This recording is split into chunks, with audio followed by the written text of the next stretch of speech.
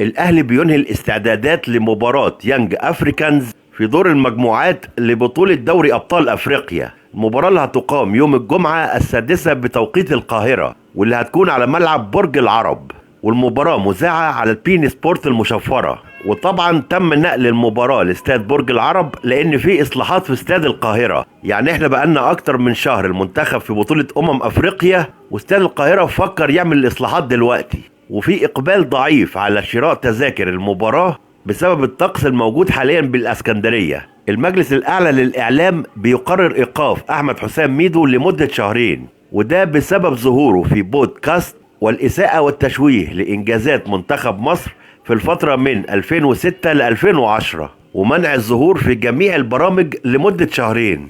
بيراميدز بيعلن التعاقد مع ناصر ماهر لاعب نادي الزمالك، وناصر ماهر بيبعت رسالة لجمهور الزمالك وبيقول: أتمنى أكون جزء من حل المشكلة المالية داخل نادي الزمالك. ومن ناحية تانية الأهلي بيعلن رسميا التعاقد مع اللاعب يوسف بالعمري لاعب نادي الرجاء المغربي، واللاعب بينتظم في تدريبات الأهلي ولكن تم استبعاده من قائمة مباراة يانج أفريكانز. ياس تورب المدير الفني للنادي الأهلي في المؤتمر الصحفي بيقول إن مباراة يانج أفريكانز مش هتكون سهلة لأنه من الفرق القوية داخل القارة، ولكن بيطمن جمهور الأهلي إنه درس الفريق كويس. وقال كمان إنه مستغرب جدا إن النادي الأهلي وافق إنه يلعب بطولة كاس مصر وفي أكتر من 17 لاعب غياب عن الفريق. بيقول الموضوع ده أنا عمري ما شفته في أي دوري في العالم. معلش يا كابتن تروب، أصل قوام كل المنتخبات المصرية قايم على النادي الأهلي، ولو سحبت النادي الأهلي من الرياضة المصرية مش هيكون لينا وجود على الخريطة.